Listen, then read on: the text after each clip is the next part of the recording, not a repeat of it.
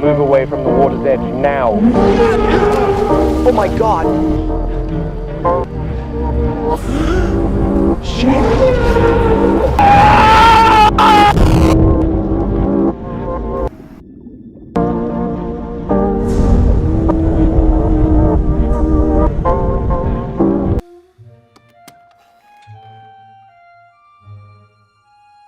Well guys, we're back again with some more analog horror content.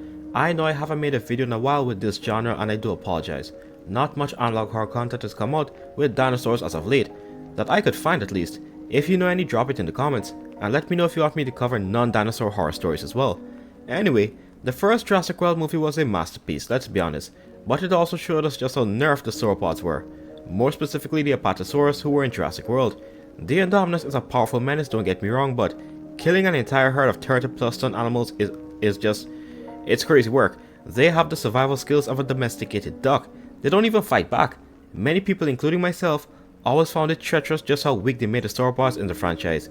I've preached over and over again, herbivores aren't docile giants that will eat out of your hand like a Disney princess.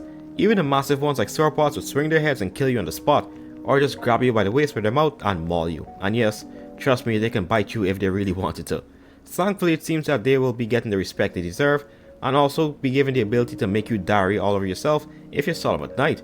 The analog horror animation is from a channel Ali Awada. This guy is one of the GOAT animators when it comes to Jurassic content. He has animated scenes from the novels in great detail, and even made his own stories or just gave some extra lore on some events that occurred in both Nublar and Sorna. So, if you haven't already, I highly suggest you go over and check out his channel. And while you're at it, consider leaving a sub here as well. This video is titled The Sauropod Swamp Incident, and takes place in 1988 on Isla Nublar. So this was 5 years before the park got some sort of tour. So all of the animals were still being tuned in some way and assessing how they behave and try to make the park safe in the future, but I think we all know how that went in the movie.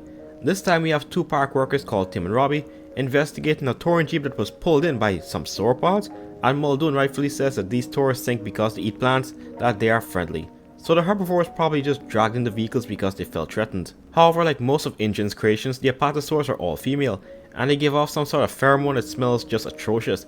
They do this to attract mates, but as Muldoon says, it's a sandwich party with no sausages, so the females are definitely pissed with all the hormones raging and all. How is it always these two? Every time there's an issue in here, it's always this pair. John needs you to check if that Explorer is still viable. We can get parts replaced if some of the interior is waterlogged. But if there's external damage, then there's no point driving a cable and crane down there. Robbie, I need the boat and a flare from the Jeep. Be careful, Tim. If they are releasing hormones, they tend to be territorial. And turn your torch off. Yep.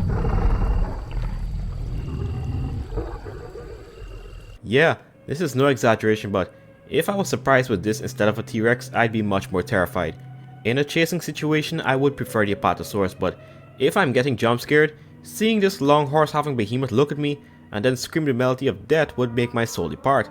I don't even know why they want to salvage parts of the Jeep. Isn't John Hammond like a multi-billionaire? What's the cost of a Jeep Explorer, like 20 grand back in the day? Who knows, I may be underestimating. But these two females in particular are the troublemakers. They have no males in their lives, so I guess they're just taking out their frustration on everything else. Yet, despite how dangerous they can be, Tim still decides he wants to go out with his things and see if he can salvage the damn car. Okay, Muldoon. Heading over now. I'm watching the feed from control. Oh shit! What's happening, Tim? It's stuck.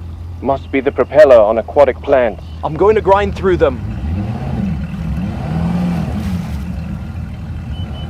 Alright, we're good. How's she looking? Looks uncut, not a single mark on her. Okay, Tim. I'll organize some cables, and we can have her out of there first thing tomorrow morning. Tim, look out! Oh shit! Stay calm, Tim. No sudden movement. She's just a little curious. Slowly back away from her. Okay. Yeah. Yeah, don't tell me to stay calm and that she's just curious. That's something that weighs as much as a small humpback. If it breathes on me too hard, I could die. I mean, sharks bite people when they are curious, yet the devastation from the inquisitive bite is what kills people a lot of the times. I like how it just popped out too. Muldoon really told him it's probably a water plant, but hey, despite being in the presence of something that could kill you if it pees on you, at least the jeep's okay. But then what I thought was gonna happen, happens, and I could only imagine what poor Robbie saw. I think the Explorer is still Robbie, roadworthy. move away from the water's edge now. Oh my god! Muldoon, she struck Robbie. Robbie, keep eye contact and back away slowly. Robbie!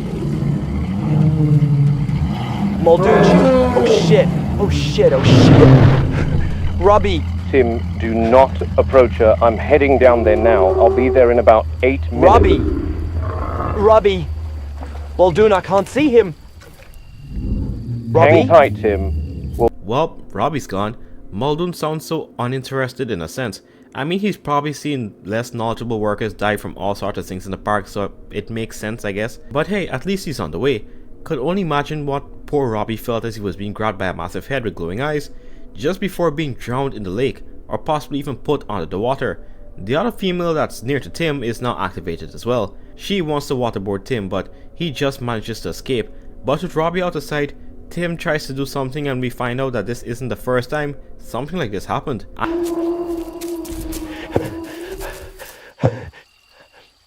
I can't see him, Muldoon.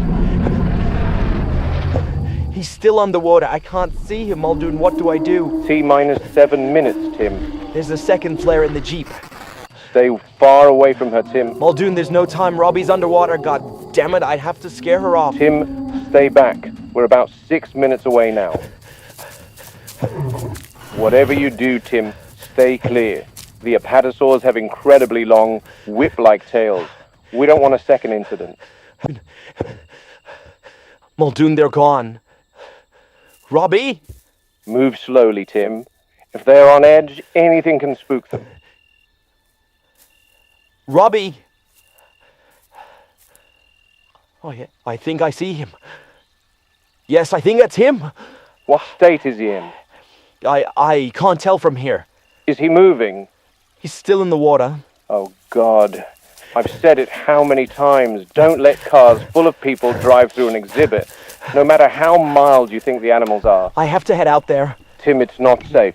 Wait for me. I'm about 4 minutes from the enclosure gate. There's no time, Muldoon. If he's still in the lake, then he's running out of air. I'm heading over to him. I'm calling it already. Robbie's gone, my guy. You gotta skedaddle. I always wondered how so many park workers die. Many of them are just incompetent. Why would you go inside the lake again instead of waiting for Muldoon? Like, he says there's not just sauropods in there, but other things like hadrosaurs who like to swim in the lake. And I'm sorry, but unless you're a family or a really close friend, I'm not doing all of this. No way am I risking my life for a co-worker while I get paid like 15 bucks an hour. God damn it, I'm driving to you as fast as possible. Which part of Robbie's still underwater did you not understand? When you arrive in 4 minutes, he'll have drowned. God damn it, Tim. It's his helmet. Tim, I need you to watch your back on the lake until we arrive. Robbie? Remember, there's 12 apatosaurs, 6 brachiosaurs, Oh, dude, I don't see him. and 11 hadrosaurs in Sauropod Swamp. And they all like swimming It's in that just his lake. helmet. Holy shit. What is it, Tim? Shit, it's under the boat. Immediately no. I would have used the power of Toon Force to transform me into a Looney Tunes character and just run across the water. The bastard is actually stalking Tim in the pond. I can't even blame him for trying to hide by laying on the floor in the raft. It's the equivalent of when you put covers over your entire body to avoid things from taking you in the night, even when you're hot. Newsflash, by the way, they can take off the cover, assert dominance and sleep on the floor. Tim finally decides to make his escape, but it's far too late now, and the unthinkable happens.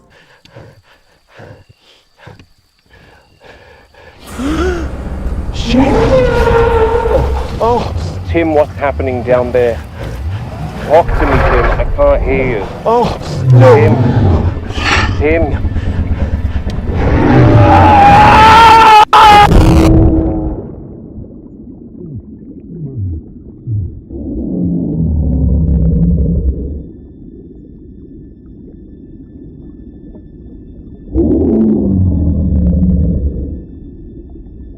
Tim, I can't hear you. Tim. Talk to me, Tim. Oh.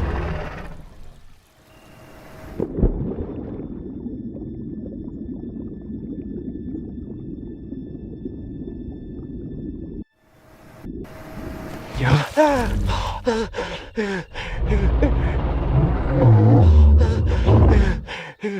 It's got me all down.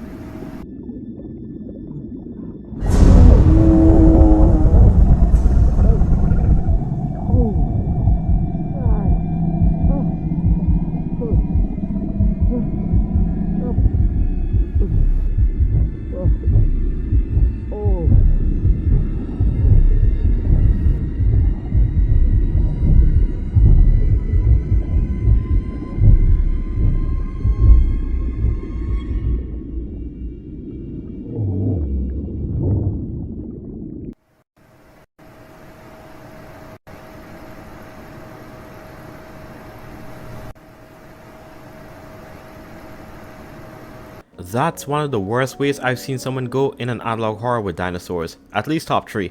Imagine being pulled under the water and seeing your co-worker's lifeless body on the lake bed, knowing that you are next, and then as he temporarily escaped, he was grabbed again and pulled under the water. No matter how hard he kicked or fought back, it didn't matter. The animal held him under there until he stopped moving. Nah, there's gotta be something else. Like, this seems spiteful even for a herbivore. I think kangaroos do this with canines in Australia, like hold them under the water and drown them, but for something this big to do it, it seems more eerie. Like if I had to decide, just hit me into next week with your tail or something. But none of that matters, as this now becomes the second incident of these apatosaurs killing people in that enclosure. Muldoon probably has park PTSD at this point, with how many have died. Like, no wonder the park is still on the work, especially when even the herbivores are this unstable. If the Indominus fought a herd of these apatosaurs, the hybrid would be put on a t-shirt. But for now, the only ones who were put on the t-shirt were Robbie and Tim. Muldoon's liver is fighting for its life with all the alcohol he's downing to cope with seeing this many workers under him die to the abominations on Nublar. Anyway, this animation and story itself was pretty good, so please go ahead and sub to Ali Awada's channel after this. But that's all for now, folks. If you have any more horror suggestions, leave it in the comments. So, I'll see you later.